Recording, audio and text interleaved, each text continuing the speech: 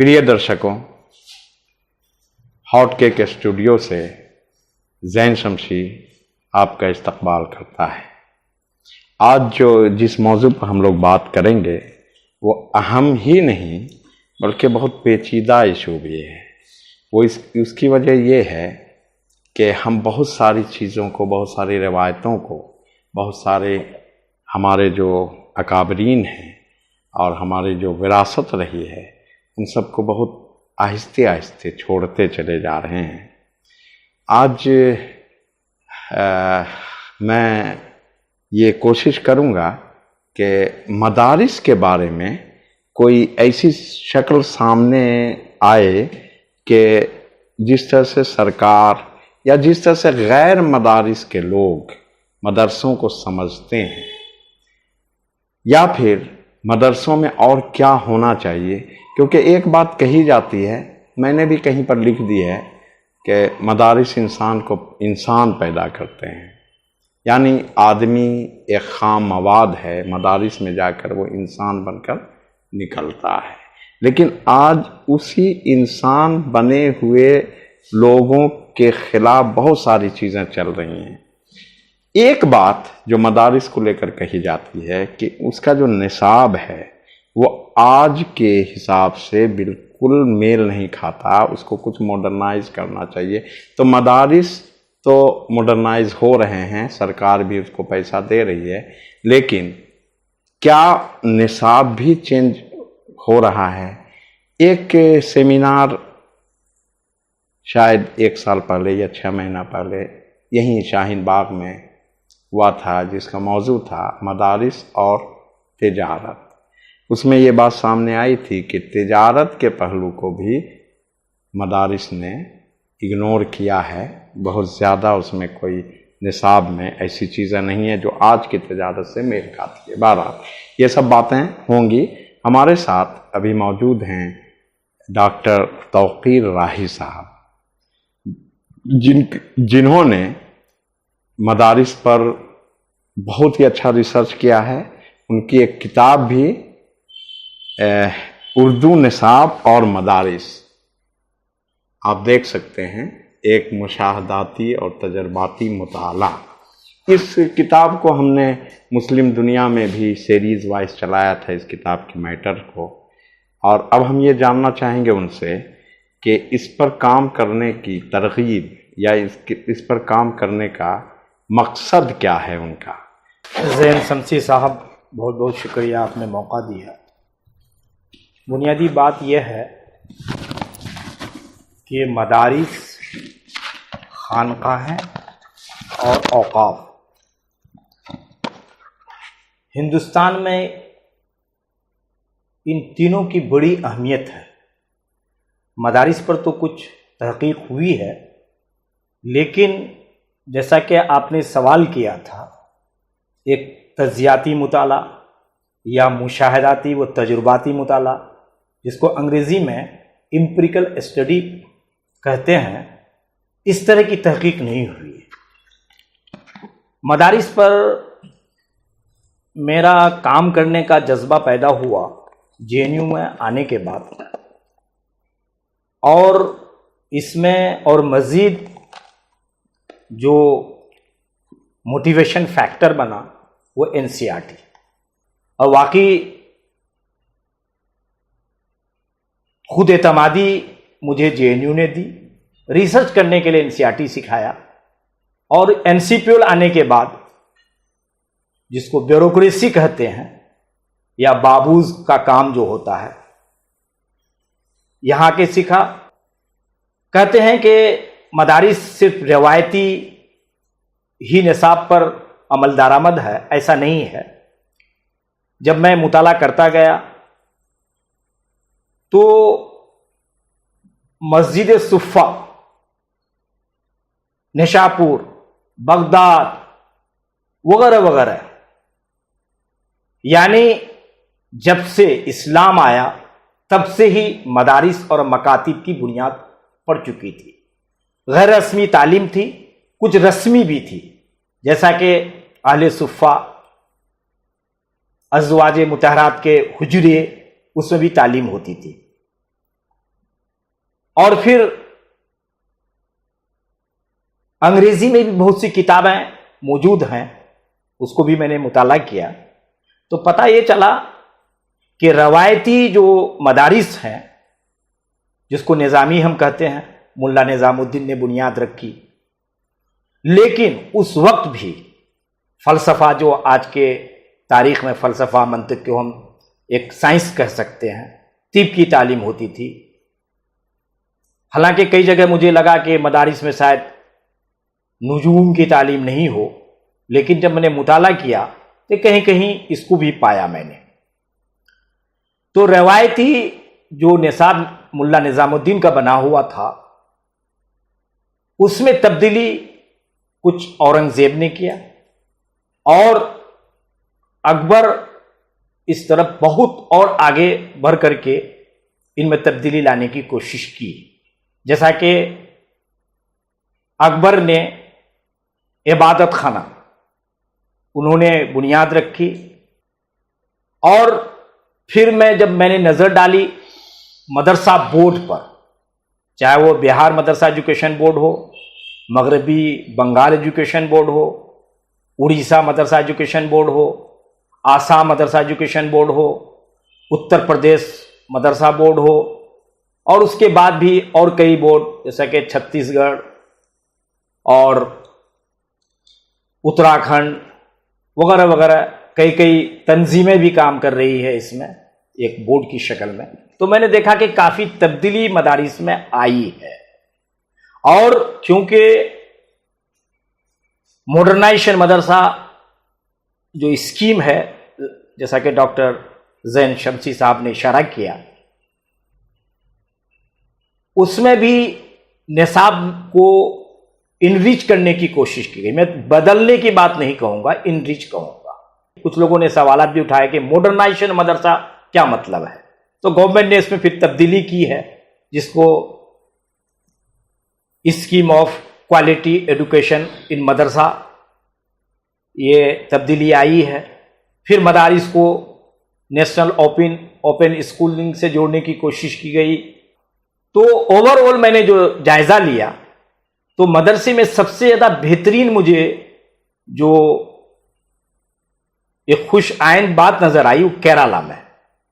اب یہ بتائیے کہ آپ نے جو مدارس کے نصاب کا پورا جائزہ لیا، تو کیا میں آپ سے یہ پوچھ سکتا ہوں کہ یہ جو بھی نصاب ہے، ابھی جیسے آپ نے کیرلا کی بات کی کہ وہاں لوگ سب مطلب جو لوگ ہیں وہ اچھے سے پڑھ رہے ہیں، انگلش میں آ رہے ہیں، تو کیا یہ نصاب آج کے ایجوکیشن پالیسی پر کے لیے کافی ہیں، یا اس میں جیسے اب یہ آپ نے یہ بھی کہا کہ میں تبدیلی کی بات نہیں کرتا، اس میں کچھ اضافے کیے گئے، تو کیا اس کو تبدیل نہیں ہونا چاہیے آج کے دور کے آج کے مطابق؟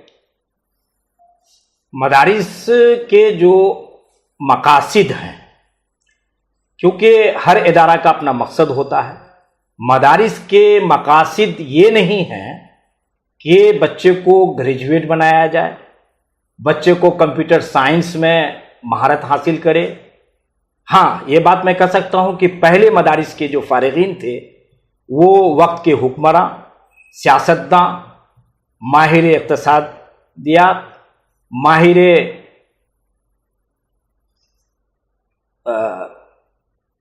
تعلیم وغیرہ وغیرہ بنتے تھے، لیکن بعد میں کیونکہ مدارس کچھ اپنے دائرے میں محدود ہو گئے، اور ان کی میں سمجھتا ہوں وجوہات کچھ ہیں۔ اس کی سب سے بڑی وجہ یہ ہے کہ 1857 کا انقلاب، انگریزوں کا آنا، کیونکہ جب انگریز یہاں آئے، آنے کے بعد کیونکہ حکومت مسلمانوں سے لی گئی تھی، سب سے پہلے انگریزوں نے فارسی کو ختم کیا، اور اس کے بعد مدارس کا بھی سروے کیا، اور مدارس کے جو پروڈکٹ نکل رہے تھے اس پر بھی انہوں نے نظر ڈالی۔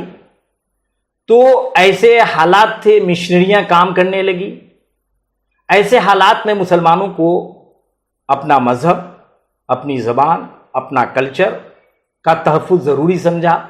उसमें मौलाना कासिम साहब नानतवी रहमतुल्लाह अलैह ने 1867, कुछ लोग 1866 भी कहते हैं, दारुल देवबंद की बुनियाद डाली, जो वाकई रिवायती थी। और उनसे सवाल ही पूछा गया कि क्या मदारिस के बच्चों को आप अपाहज करना चाहते हैं?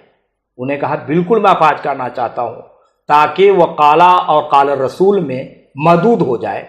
उस वक्त की जरूरत थी। इसी को देखते हुए सर सैयद अली रहमान ने एक तहरीक चलाई, जिसको हम मॉडर्नाइज कर सकते हैं या असरी कह सकते हैं। उन्होंने भी हालांकि नाम मदरसतुल उलूम ही रखा। अलग बात है कि आगे चल के ओरिएंटल कॉलेज, फिर AMU। तो ये सर सैयद अहमद खान ने 1875 में अलीगढ़ की बुनियाद डाली। उन्होंने दोनों चीजों को उसमें ली, कुछ रवायती थी और कुछ असरी थी। रवायती बराए नाम, असरी ज्यादा, जिस पर काफी तनकीदें हुई। फिर रवायती और असरी में संगम पैदा हो, जैसा कि ज़ैन शमसी ने कहा कि इसमें तब्दीली। तो नदवतुल उलमा की बुनियाद 1898 में पड़ी और उसमें यही मकसद था कि रवायती और असरी का संगम हो, बल्कि पुल का काम करे। अलग बात यह है कि नदवा का जो मकसद था वो पूरा होता हुआ पूरा मुकम्मल तौर पर नजर नहीं आता है। इसमें मौलाना शिबली नौमानी ने भी बड़ी कोशिश की थी। अरबी तो वहाँ आ जाती है, लेकिन अंग्रेज़ी वहाँ के भी बच्चों की मैंने देखा है बहुत कमज़ोर है।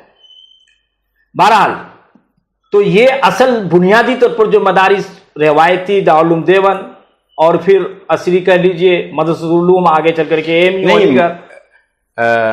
तौकीर साहब, वो सब चीज़ सही है। मैं सिर्फ इतना जानना चाहता हूँ और अपने दर्शकों को बताना चाहूँगा कि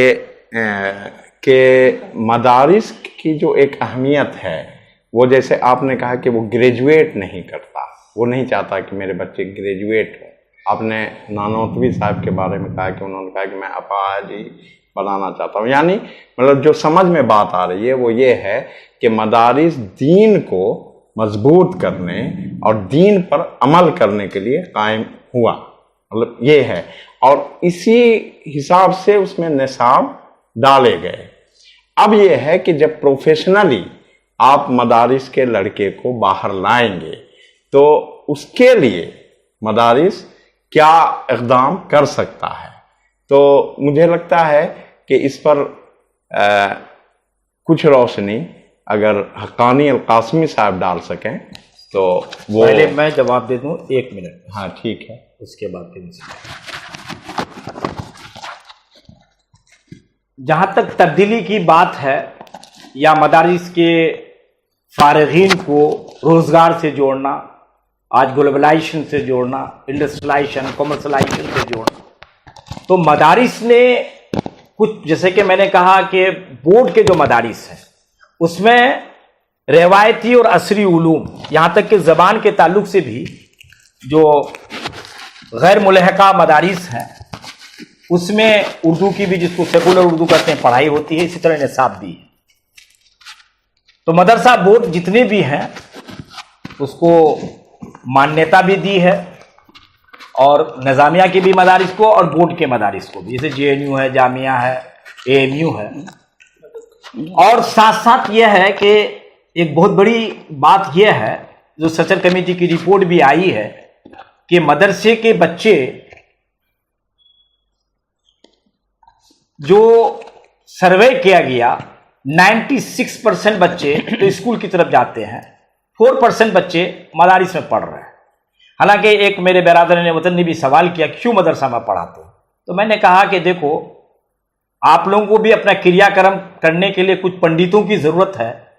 तो हमें भी जो 4% बच्चे हैं उसमें से मैं समझता हूं कि 2-3% फिर आ जाते हैं असली इदारों की तरफ, 1% बच के रहते हैं। तो हमें भी कुछ ऐसे मौलवी चाहिए जो हमारे जो मजहब के रस्म व रिवाज है और जो हमारा अकीदा है उसको लेकर चलने के लिए 1% तो बच्चे हमें चाहिए ही। तो लिहाजा मदारिस के जो खिदमात हैं, जिसको अल्लामा इकबाल ने भी कहा कि मदारिस खानकाएँ नहीं होती तो हिंदुस्तान की हालत अंदलुस की हो जाती। तो मदारिस की अपने मकासद हैं, बिल्कुल वो अपने मकसद से नहीं हट सकते हैं। अलग बात है कि फारिग होने के बाद मदारिस के बच्चे IAS भी कर रहे हैं, एडमिनिस्ट्रेशन में भी आ रहे हैं और दूसरे भी जितने भी प्रोफेशनल वोकेशनल कोर्सेज हैं वो कर रहे हैं। मैं खुद आपके सामने मौजूद हूँ, मैं भी एक मदरसा का प्रोडक्ट हूँ।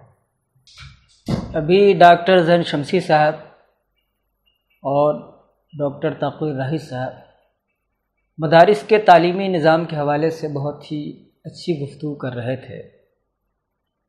मेरा ख़्याल है कि मदारिस के तालीमी निज़ाम या निसाब के ताल्लुक़ से बहुत सारी गलतफ़हमियाँ हैं जो बहुत पहले से राइज है। बुनियादी तौर पर मदारिस का जो तासीसी मकसद था वो माक़ूलात और मनक़ूलात का तहफ़्फ़ुज़ है, लेकिन सिर्फ़ इसी पर मुनहसिर नहीं है। हमारे उलमाए किराम ने असरी तालीम से कभी किसी को मना नहीं किया। उस ज़माने में भी जब शाह अब्दुल अजीज़ रहमतुल्लाह अलैह थे तो उन्होंने अंग्रेज़ी की तालीम के लिए जवाज़ का फतवा दिया था। तो ये हमारे उलमाए किराम की या अहले मदारिस की गलती है कि उन्होंने असरी उलूम को मदारिस में शामिल नहीं किया। और अब सूरत हाल ये है कि मदारिस के अंदर असरी तालीम भी दी जा रही है, कंप्यूटर का कोर्स भी है और दीगर उलूम जो असरी उलूम है उनकी भी तालीम दी जा रही है। मैं जिस वक्त मदरसे का तालिब इल्म था वह अंग्रेज़ी तालीम नहीं दी जाती थी, लेकिन रफ्ता रफ्ता अंग्रेज़ी दारुल देवबंद में भी शामिल हो गई है।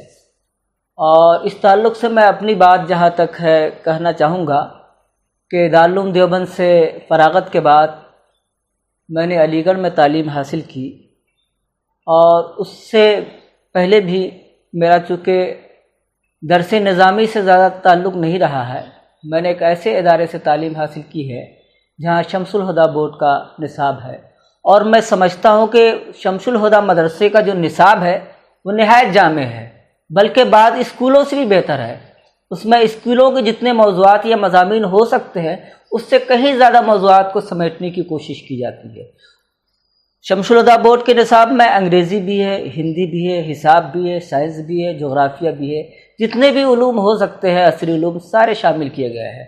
तो ये जो दरसे निज़ामी है उसके बारे में कहा जा सकता है कि उनका निज़ाम जो तालीमी निज़ाम है वो पामाल या फ़रसुदा है, या रवायती और रस्मी किस्म का है। लेकिन जहाँ तक बिहार के मदारिस का निज़ाम तालीम है इंतहाई बेहद मेरे ख़्याल में बहुत ही जामे और मुकम्मल निसाब है।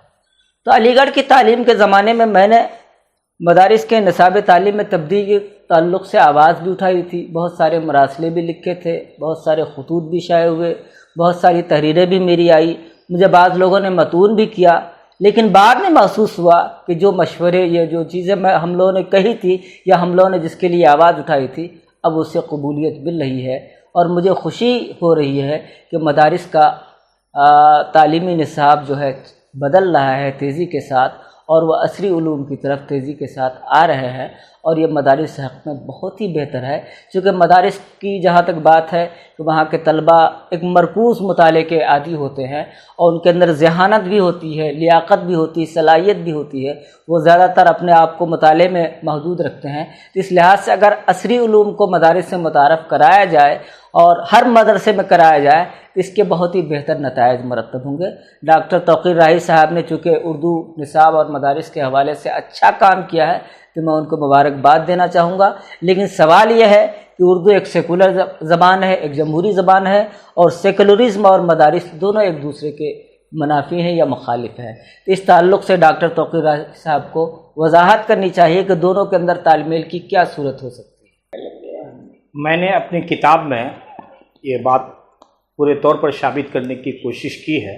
हालांकि एक मरतबा जामिया में इंटरव्यू के दौरान प्रोफेसर नारंग साहब ने भी मुझसे सवाल किया था कि मदारिस में जो उर्दू पढ़ाई जाती है वो सेकुलर है या नहीं।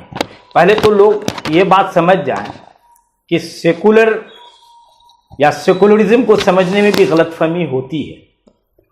सेकुलर का मतलब या सेकुलरिज्म का मतलब लादीनियत नहीं है, लामजहबियत नहीं है, कल्चर तहजीब से अलग हट के बात करने की नहीं है, क्योंकि हमारा जो कॉन्स्टिट्यूशन है उसके अंदर आर्टिकल 29 और 30 में कहा गया है कि हर एक को अपने मजहब, अपनी तहजीब, अपना कल्चर, अपने ज़बान को फ़रोग़ देने की पूरी इजाज़त है।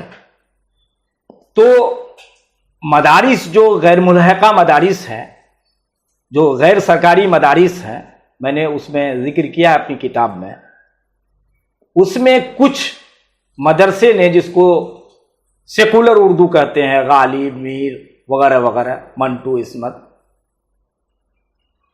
मदरसा जो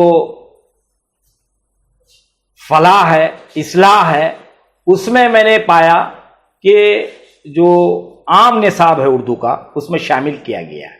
और मदरसा बोर्ड जितने भी हैं, जैसा कि हक्कानी साहब ने भी बात कही, शमसुल हुदा से मैं नहीं कहूँगा, इसलिए कि शमसुल हुदा भी बिहार मदरसा एजुकेशन बोर्ड के अंदर आता है। अलग बात है कि इसको कुछ रियायतें ज़्यादा मिली है, तो निसाब एक ही है, उसमें बिल्कुल सेकुलर निसाब है। बंगाल मदरसा बोर्ड को मैंने देखा, उसमें सेकुलर निसाब है।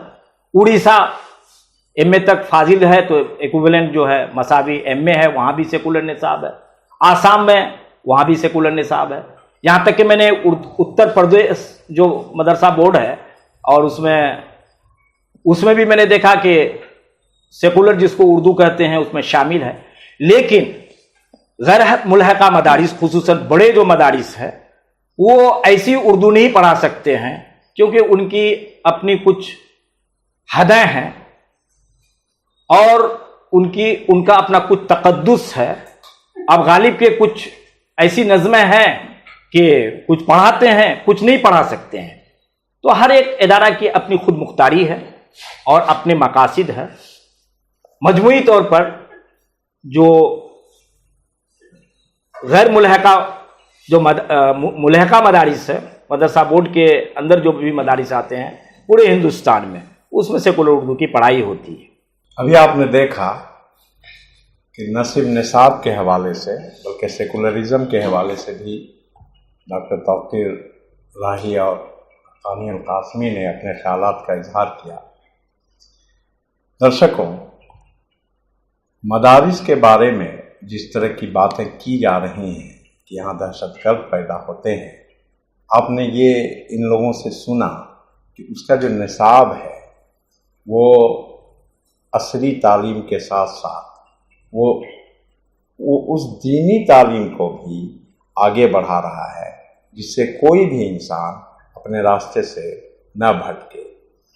मैं चाहूँगा कि हमारे साथ मौजूद हैं सिराज तालिब साहब, वो भी मदरसे के हवाले से कुछ अपनी बात कहना चाहें या डॉक्टर तौकीर राही साहब से कोई सवाल करना चाहें, तो अब आप सिराज तालिब साहब से रूबरू हों। नाजरीन,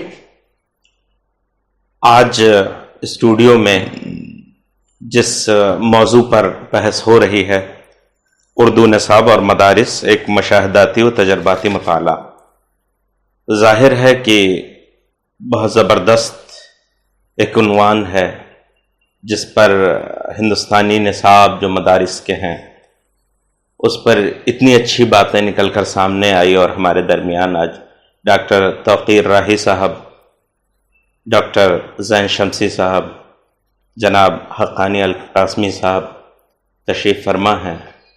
मैं मदारिस के ताल्लुक़ से और उसके निसाब के ताल्लुक़ से एक बात ये कहना चाहता हूँ कि जैसा कि अभी आपने फरमाया कि 1857 से पहले जो उलमाए कराम थे वो न सिर्फ दीनियात के माहिर थे, न सिर्फ अरबी ज़बान के माहिर थे, बल्कि कई और शोबों में उनको महारत हासिल थी।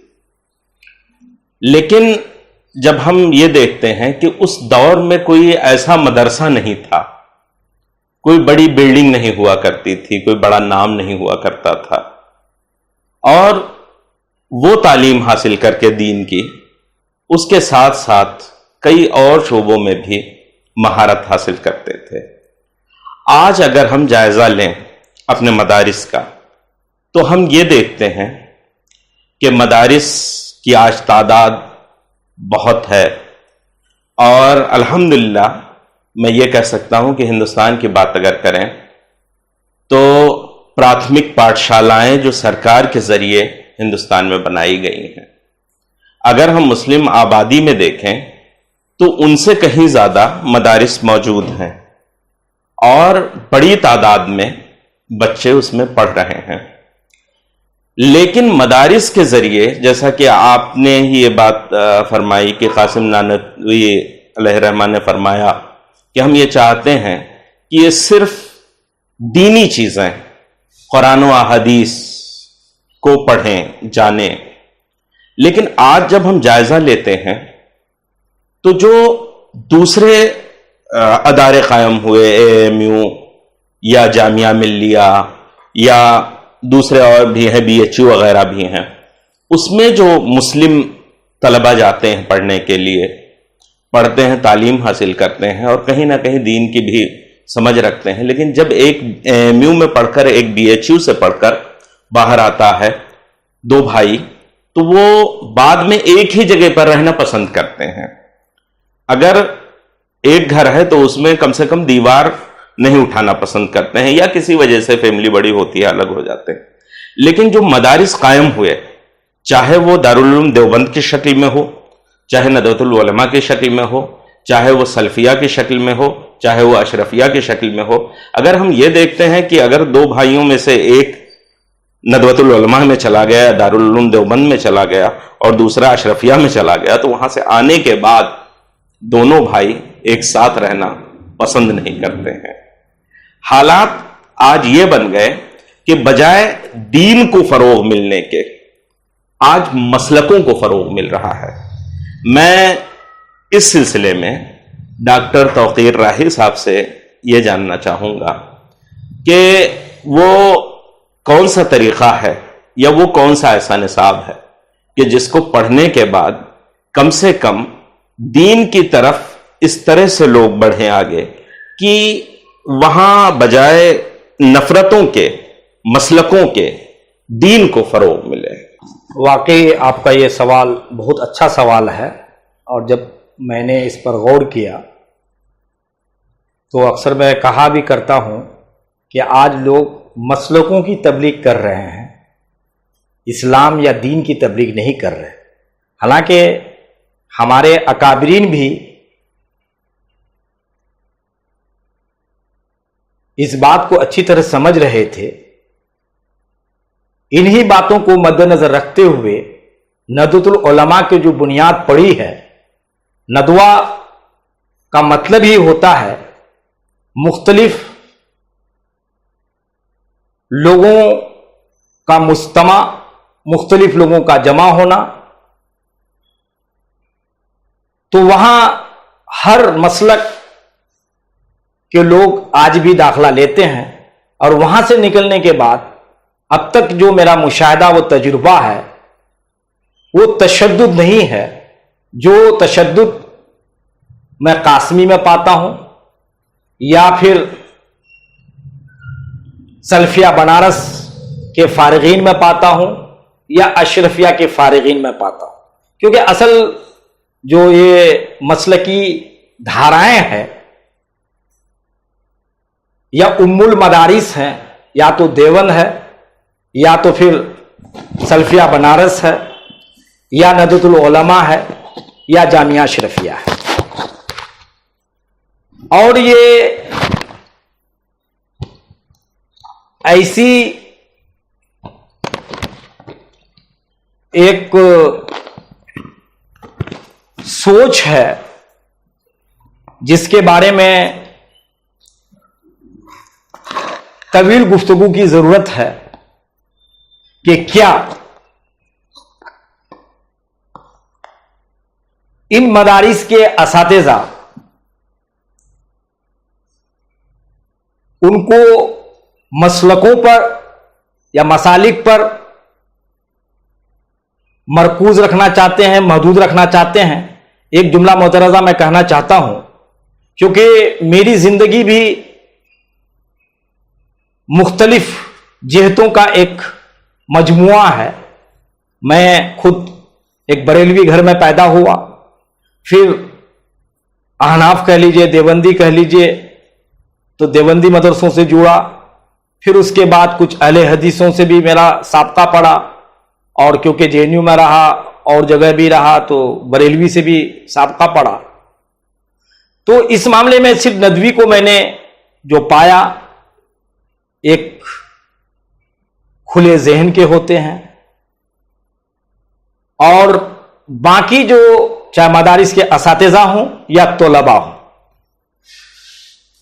اس میں جو وسعت ذہنی آنی چاہیے وہ میں نے نہیں پایا. بلکہ آپ مدارس کے علاوہ آج مختلف جو تنظیمیں چل رہی ہے، چاہے وہ تبلیغی جماعت ہو، جماعت اسلامی ہو، وغیرہ وغیرہ، اس میں بھی تشدد بہت پایا. اور شاید آخر میں کہنا چاہتا ہوں کہ مختلف فرقے ہوں گے، کہیں میں نے پڑھا کہ 73 فرقے ہوں گے، تو اس تو مسلک کی بات ہے. اب تو یہ مسلکی جو یہ تشدد ہے، یہ ایک فرقہ کی شکل اختیار کر چکا ہے. بات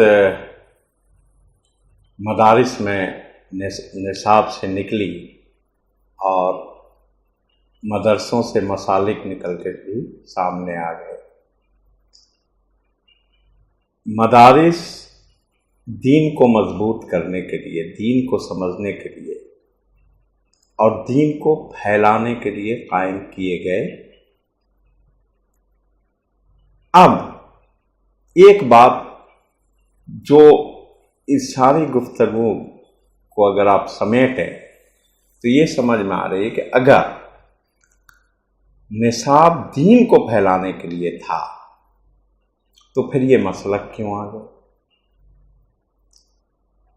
بات چونکہ سنجیدہ ہے اور ہم لوگ اس موضوع پر بہت دور تک اور بہت دیر تک گفتگو نہیں کر پائیں گے، لیکن ایک اچھی بات یہ ہے کہ مدارس کے لوگ بے روزگار نہیں ہوتے.